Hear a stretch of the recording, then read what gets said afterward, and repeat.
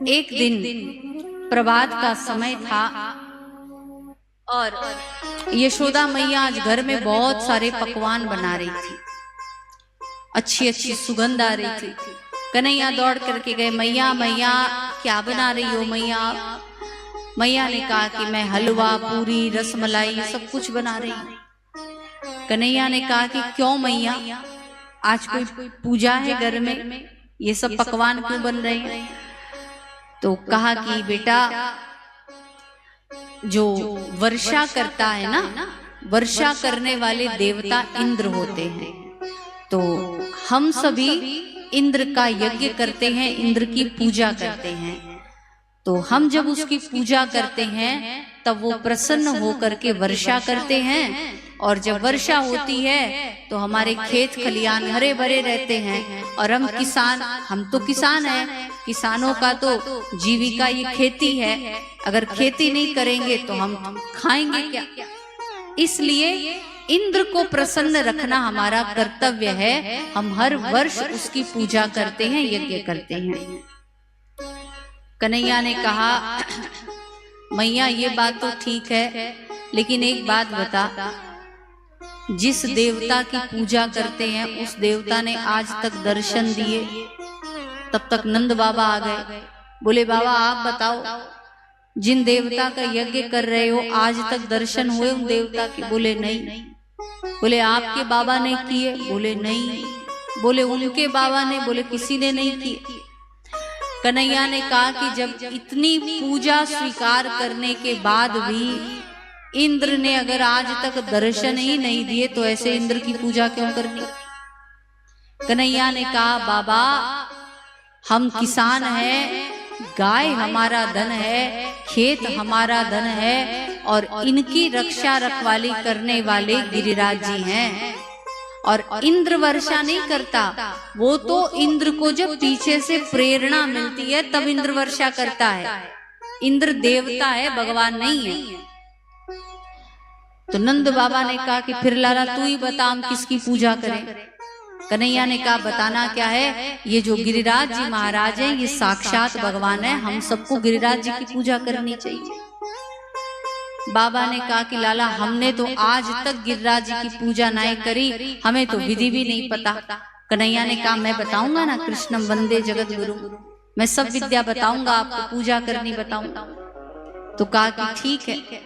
अब सारे ब्रजवासी आज गिरिराज जी गए गिरिराज जी महाराज का पूजन करने के लिए। कन्हैया ने कहा कि अब हम सब बैठ करके गिरिराज जी की पूजा करेंगे। अब देखो भाई, जब पूजा करते हैं तो पूजा में सबसे पहले क्या करते हैं? स्नान कराना। सबसे पहले स्नान कराना है। तो अब कहा कि चलो गिरिराज जी को स्नान कर। महाराज गिरिराज जी तो इतने लंबे 21 किलोमीटर के, यहां से शुरू करो तो पता नहीं कहां तक स्नान करवाएं। मधुमंगल, अंशु सब गए, 2-2 बाल्टी भर भर के लाए, सब गिराए, फिर 2 बाल्टी लाए। मधुमंगल ने कहा कि लाला इससे तो अच्छा हम इंद्र का यज्ञ कर लेते, ये तुम्हारे गिरिराज का तो आर न पार, अरे इतने बड़े गिरिराज को हम कैसे नहलाएंगे? तब तक अंशु ने कहा कि लाला तू तो सर्व समर्थ है, ऐसो करना कोई नदी प्रकट कर दे बगल में, और बगल में नदी आ जाएगी तो हम फटाफट इनका अभिषेक कर देंगे। तो जब सखाओं ने प्रार्थना करी तो हमारे ठाकुर जी ने मन से एक नदी प्रकट करी, जिस नदी का नाम है मानसी गंगा। बोलो मानसी गंगा की क्षमा छम करती मानसी गंगा आई। सब ने ताली बजाई, नदी आई नदी आई नदी आई। सारे ग्वाल ग्वाल प्रसन्न हो गए। उछलती कूदती मानसी गंगा आई और पूरे गिरिराज जी महाराज का अभिषेक करके विराजमान हुए। सब बड़े प्रसन्न हुए, लाला लाला अभिषेक तो हो गया, अब क्या करना है बता। कन्हैया ने कहा कि अब चंदन केसर तिलक लगाओ इनके। सब ने महाराज चंदन लगाया, केसर तिलक लगाया, गिरिराज जी की पूजा हुई। अब पूजा होने के बाद फिर क्या होता है, भोग लगता है। तो कन्हैया ने कहा तुम सब जो अपने अपने घर से भोग बना के लाए हो सब गिरिराज जी को भोग पवाओ। अब महाराज गिरिराज जी के सामने थाली रखे भोग की, गिरिराज जी थाली सहित भोजन खा जाए। मधुमंगल ने देखा, मधुमंगल ने कहा लाला प्रसाद वसाद कुछ ना है मिलेगो, आज तो खाली कोरी पूजा करनी पड़ेगी। इससे तो अच्छा इंद्र का यज्ञ सही था, कम से कम खाने को तो मिलता। ऐसो लगे तेरो गिरिराज जन्म जन्म को भूखो है, ये तो थाली सहित खा जाए। कन्हैया ने कहा चिंता मत करो, ये हमारो गिरिराज है, एक थाली खाएगो 4 थाली वापस करेगो, ये किसी की रखता नहीं है, 4 गुना करके देते हैं गिरिराज जी, तुम खिलाओ तो सही। गिरिराज जी महाराज भोग पा रहे हैं, एक गोपी की सास ने जाने से मना कर दिया, बोले कहीं नहीं जाना, यही घर में बैठ के कर ले पूजा। वो चौका में बैठी बैठी गिरिराज जी के लिए उसने थाल सजाई और मन ही मन सोचती है काश मेरी सास मना नहीं करती तो मैं भी जाकर के गिरिराज जी को भोग लगाती। तब तक उसने देखा कि गिरिराज जी का हाथ बढ़ करके उसके चौके में आ गया। इतना बड़ा हाथ जब उसके पास आया, उसने अपने भोग की थाली गिरिराज जी के हाथ में रखी और धीरे से गिरिराज जी का हाथ वापस पीछे चला गया। गिरिराज जी महाराज सबकी मनोकामना पूरी करते हैं। आप खिलाना चाहो तो वो प्रकट होकर के आपका भोग स्वीकार करते हैं। अब महाराज गिरिराज जी को भोग लगा।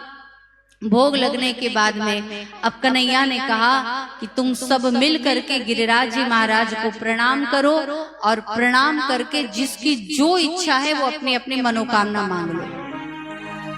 तो सबसे पहले यशोदा मैया आई।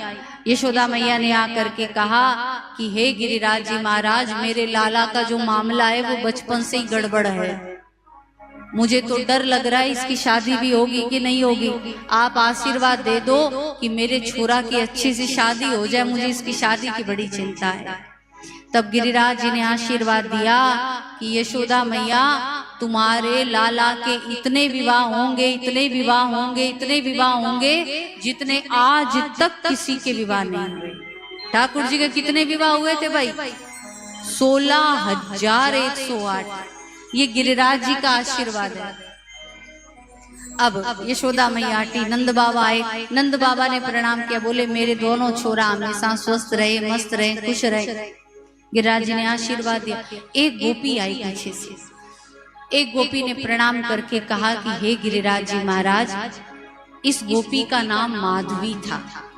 इसने कहा कि हे गिरिराज जी महाराज, मेरी सास मुझे भजन नहीं करने देती, ना कभी सत्संग में जाने देती, ना कभी कीर्तन करने देती है। आप कृपा करो कि मैं भी कथाएं सुनूं, मैं भी कीर्तन भजन करूं। तब गिरिराज जी महाराज ने आशीर्वाद दिया कि गोपी, तू अगले जन्म में ऐसा भजन करेगी, ऐसा भजन करेगी कि जब तक ये पृथ्वी रहेगी तब तक तेरा नाम रहेगा। और वो गोपी कौन बनी अगले जन्म में? मीराबाई। राजस्थान के मेड़ता में उस गोपी ने जन्म लिया और भगवान श्री कृष्ण की ऐसी भक्ति करी कि द्वारिकाधीश प्रभु में लीन हो गई। अब नारायण एक एक करके सब ने गिरिराज जी को प्रणाम किया।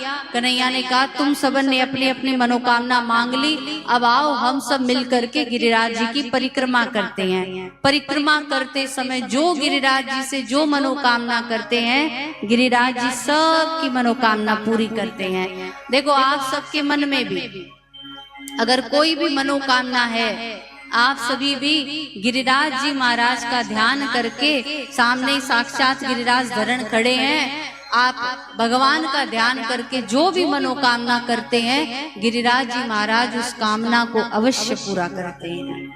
मैंने तो अपने जीवन में जो गिरिराज जी से जो भी मांगा मुझे मिला, चाहे छोटा हो चाहे बड़ा हो, मिलने की संभावना हो अथवा न हो, गिरिराज जी से मांगी गई दुआ कभी भी खाली नहीं जाती है।